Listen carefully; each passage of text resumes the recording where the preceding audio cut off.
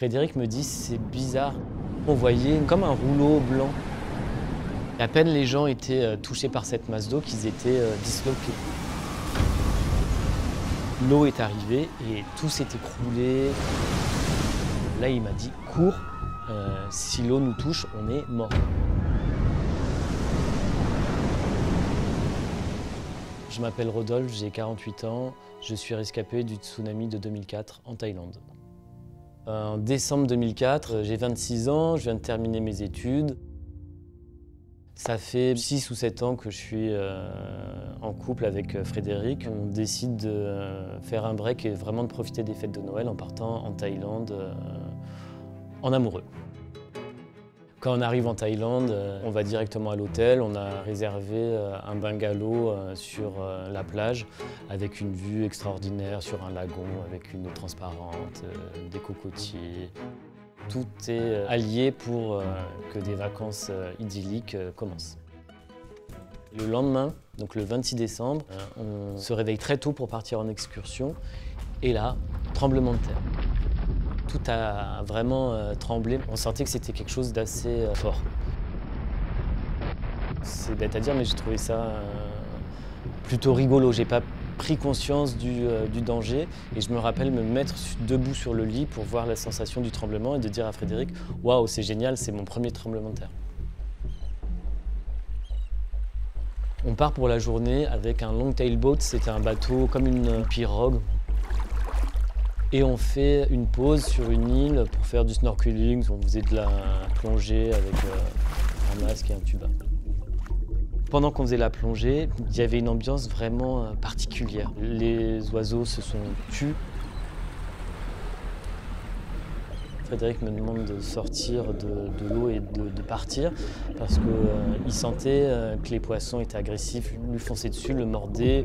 Il avait peur dans l'eau, il me disait qu'il y avait quelque chose d'anormal. Chaque témoin de tsunami raconte quand même que le comportement animal a été modifié. Les animaux sur Terre se sont tus ou sont partis. Et donc de là, on amarre notre bateau et puis on descend du bateau pour marcher sur la plage. L'eau avait complètement disparu comme si c'était une marée basse en fait. Personne n'avait l'air d'être inquiété par ça, donc je me suis dit, bon, c'est un phénomène naturel. Mais on voyait une sorte de... comme un rouleau blanc. Et Frédéric me dit, c'est bizarre, les mâts des catamarans au large font des mouvements comme ça, comme s'il y avait vraiment quelque chose qui arrivait avec une force phénoménale. Et à peine les gens étaient touchés par cette masse d'eau qu'ils étaient disloqués. Bam, tu tombes directement au sol, sauf que la vague, elle continue. C'est vraiment un rouleau compresseur qui arrive.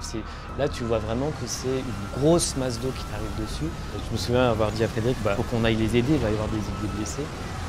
Et là, il m'a dit, cours, si l'eau nous touche, on est mort. On faire, je dirais, 200 mètres en courant. On retrouve des touristes qui fuyaient de l'autre côté, parce que de l'autre côté, comme c'est une île, il y avait aussi l'eau. Donc du coup, c'est vraiment un traquenard. On se retrouve coincé au milieu de l'île et avec de l'eau qui arrive de partout. Et là, je dis à Frédéric, il faut monter le plus haut possible pour se protéger de l'eau. Et de là, je suis monté sur le toit d'un restaurant. Et lorsque j'ai voulu aider Frédéric à monter sur le toit, l'eau est arrivée et tout s'est écroulé. L'eau charriait des morceaux de bois, des morceaux de béton, des gens, du verre. C'était même plus de l'eau, hein, c'était vraiment un liquide qui transportait plein de choses dangereuses qui pouvaient t'assommer, te couper, te coincer, t'écrabouiller. Le toit coule, je me retrouve bloqué contre le corps d'un cocotier et ça m'aide à lutter contre le courant. Je tiens la main de Frédéric qui me regarde dans les yeux et qui me dit « me lâche pas, me lâche pas ». C'est un moment qui est très intense parce que, bien sûr, je l'aime, donc j'ai pas envie de le lâcher. Le courant est tellement fort qu'au bout de quelques instants, je le lâche et je le vois disparaître sous l'eau. Et je sais qu'il n'a aucune chance de survivre. Malgré ce que je pensais, je ne vais pas sauter dans l'eau pour essayer de le sauver parce que la la chance de succès est infime et que je vais plutôt mourir, donc ce serait suicidaire. Je me suis accroché pour survivre pour lui. Au bout de quelques minutes, le tsunami est parti, l'eau s'est retirée, donc tout est à peu près sec mais détruit.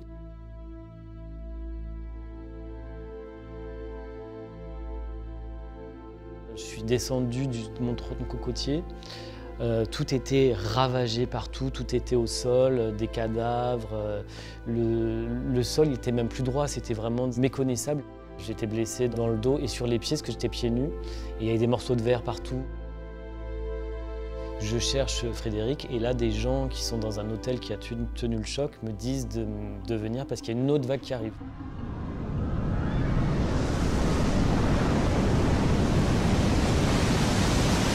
Je rentre en courant dans l'hôtel et je prends les escaliers pour monter le plus haut possible et l'eau, elle suivait derrière en fait. C'est-à-dire qu'il y a une sorte de réplique, une deuxième vague qui est arrivée. Dans l'hôtel où je me suis réfugié, il y avait plein de gens qui étaient en panique ou qui cherchaient des proches. On communiquait tous les uns avec les autres pour essayer de savoir si un tel avait trouvé quelqu'un. À ce moment-là, j'étais sûr que Frédéric était décédé. Le lendemain matin, il y avait un embarcadère de fortune. Mon réflexe, c'était d'aller à l'ambassade pour être assisté dans la recherche de Frédéric. Et je suis descendu dans la bibliothèque de l'Alliance française, qui est au sein de l'ambassade du coup. Et dans cette bibliothèque, il y avait un mur en verre. Et à travers ce mur, j'ai vu Frédéric qui était là, qui était vivant. On s'est vu. Je me dis waouh, vraiment mes prières ont été exaucées. J'ai beaucoup de chances qu'il soit vivant. On s'est juste posé nos mains à travers le mur en verre et puis on a fait le tour de la cloison pour, de façon très pudique, se prendre dans les bras et se dire qu'on avait vraiment beaucoup de chance de se retrouver. Je me rappelle que Frédéric pleurait quand même. Il me raconte ce qu'il a vécu à partir du moment où il a été aspiré par l'eau.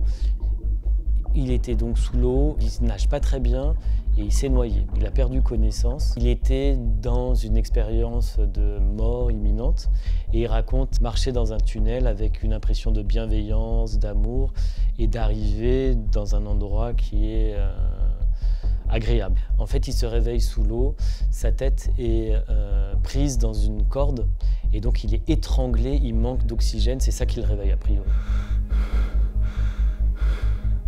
On est rentré rapidement en France au bout de 2 jours. C'était vraiment un moment important de retrouver nos familles. C'est à partir de ce moment-là où j'ai vraiment eu l'impression d'intégrer la famille de Frédéric. Les mois après le tsunami, le matin, on se réveillait et on se disait « Waouh, c'est bonus, il faut vraiment profiter de la vie, du moment présent. Et en plus, il faut qu'on soit heureux, qu'on est quand même redevable par rapport à tous ces innocents qui sont morts ce jour-là. » Maintenant, ça fait 20 ans que le tsunami a eu lieu. Frédéric, il a peur de l'eau, il n'aime pas se baigner. Et il a quand même une notion acérée des dangers qui peuvent exister. Si par exemple tu vas au cinéma, il faut regarder où sont les issues de secours parce qu'il peut se passer quelque chose. Si je devais sortir une leçon de cette histoire, je dirais à chacun que ce qui rend la vie d'autant plus fragile la rend d'autant plus belle et il faut savoir en profiter et s'en donner les moyens.